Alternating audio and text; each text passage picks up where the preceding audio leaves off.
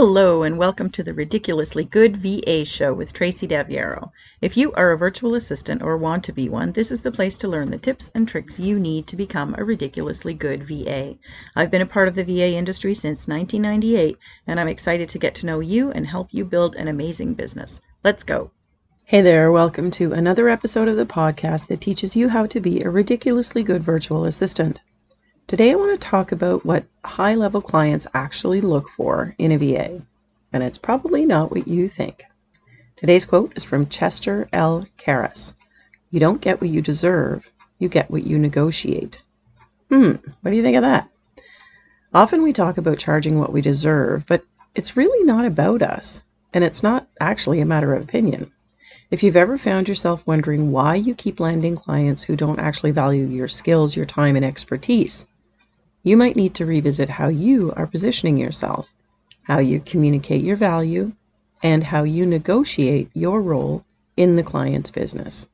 Let's go. Today I want to talk about what high-level clients are actually looking for in a VA. And I'm going to tell you right now, it's not what you think. It's not about being the fastest or the cheapest. It's not about saying yes to everything or being available for them 24/7. It's definitely not about how many software tools you've used or whether you've done the exact same thing for someone else. It's actually about something deeper. And that something, once you understand it, can completely change the types of clients that you attract and the way that they treat you. And it starts with knowing the difference between the low-end clients and the high-level clients. So let's start there. Lower-level clients are often focused on cost. They want tasks done quickly and cheaply. They're looking for someone to follow instructions, a task taker, not to think critically and make suggestions. These are the clients who might micromanage, who question your time, whose scope starts to creep because they don't actually value the service you're providing, just the time it takes to do it. And you might feel like you're constantly justifying your rate or your schedule with these types of clients. It can be exhausting. High-level clients, on the other hand, are very different. They're not hiring you to save money. They're hiring you to solve a problem, to make their lives easier, and to help their businesses actually grow. They're looking for a partner, not just a task taker. And the truth is, most virtual assistants aren't positioning themselves to attract those kinds of clients.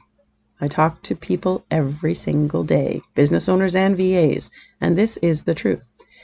Even though those clients are more enjoyable to work with, and they often pay much better. So what do high-level clients actually value? It's not speed. It's not bargain pricing. It's not even the experience in some type of software platform. High-level clients value clarity, communication, confidence, reliability, and the ability to take ownership of a result. They want to feel like you're on top of things, that you've got your systems and processes all figured out, and that you know what to do without them having to babysit you. They value proactivity. If something doesn't look right, they want to know that you're going to notice it. If a deadline is looming, they want to see you manage that timeline. They want suggestions. They don't want you to sit back or wait for them to tell you what to do. Now, this doesn't mean that you have to be a strategist for them all of a sudden. You can still be their VA, but don't be afraid to take charge and make decisions about the projects and the tasks that you're doing. This is exactly the type of thing we work on inside my group coaching program, the Virtual Circle. We focus on how to build that kind of professional presence, both in your marketing and communication and in your confidence and mindset. Building your confidence and confidently coming to their aid. That's your role. Now let's talk about some of the soft skills that seal the deal with these high-level type of clients. Yes, you should have skills in whatever services you're offering, of course, but those skills aren't going to mean much if you can't communicate them clearly or bring them to the table confidently. Soft skills like good communication, time management, the ability to stay calm under pressure, and being solution-oriented make a lot of difference. Think about things from your client's perspective. They are often overwhelmed, having too much going on, wearing too many hats, and just trying to keep up with their business growth. or even just running their business day to day. And when you show up as someone who communicates clearly, keeps your commitments, and brings order to chaos, that's a huge relief. You instantly become valuable. They come to rely on you.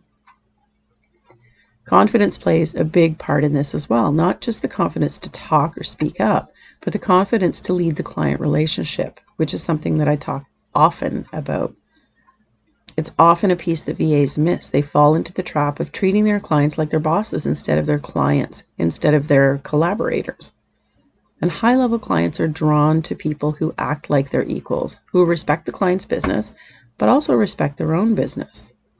So when you position yourself as a peer, their colleague, and not just the support or the assistant, that dynamic shifts. You shift it.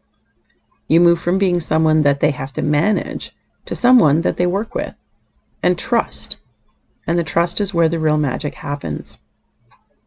Clients will lean on you more, include you in decision making, and give you more autonomy. And that is where the long-term, high-paying relationships come from. In the virtual circle, we talk about how to build that trust from the first interaction. It starts with how you present yourself, your website, your discovery calls, your proposals. All of that should communicate professionalism and especially confidence. Let's look at a couple of small but powerful ways that you can start doing this right now. On your website, make sure your copy speaks directly to the clients you want to work with. Not just what services you offer, but what results you help them get. Not what being a VA is like. It's all about your clients. Use phrases that show that you understand the difficulties they're going through, the things they struggle with, and their goals. Get rid of the generic, I'm here to help with admin tasks, or let me help you to save time and money, and start saying real things like, I support busy business owners by organizing their operations so that they can focus on growth. That copy, that content speaks to a higher level client. On your discovery calls, take the lead. Set the tone, use an agenda, guide the conversation, ask thoughtful questions, and be honest about whether you're actually a good fit for this client. Confidence is everything in a discovery call. You're not trying to win or sell the client. You're actually just deciding if the working relationship makes sense. Do you fit? Are you a good fit? If it's about a sale, you might miss that. It's about fit. Can you help them? If not, the conversation should end. If yes, the conversation continues. And then see if they can afford to work with you. If they can't, the conversation should end again until they can. If they can, ask them if they're ready to start. In your proposals, highlight not just what you'll do, but how you'll do it and what they can expect. Set those expectations. Make them feel like they're hiring a professional. I mean, they are, right? But a professional who knows what they're doing. Clean formatting, clear timelines, strong language. These things all go a long way in showing that you are the professional that they're looking for. And they value it.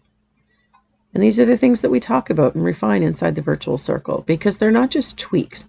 They're shifts that can completely change how you show up and who you attract.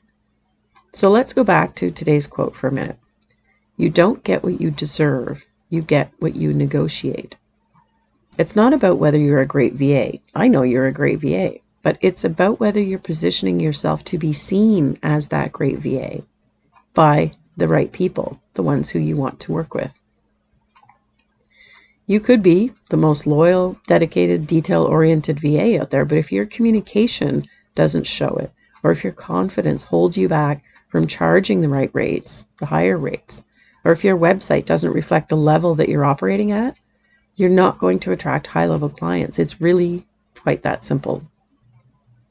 So, if you've been feeling stuck, wondering why the clients you're finding aren't valuing your time or your work, step back a bit and look at how you are showing up and look how you're presenting yourself. How do your materials, your conversations, your tone, how do all of those things reflect your value?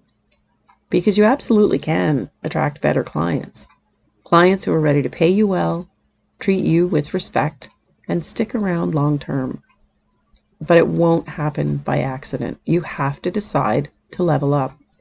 You have to do the work of shifting from, I hope they pick me, to, I know I'm the right choice for this client.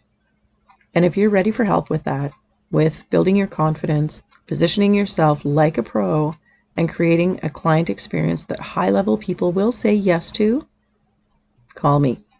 You don't have to do it alone. And honestly, you shouldn't. I'm here to help. It's the only reason I'm here at all, is to help you become a ridiculously good virtual assistant. High-level clients want a VA who's already operating at a high level. They don't want to help you get there. They want you to be there, and they want you to partner with them.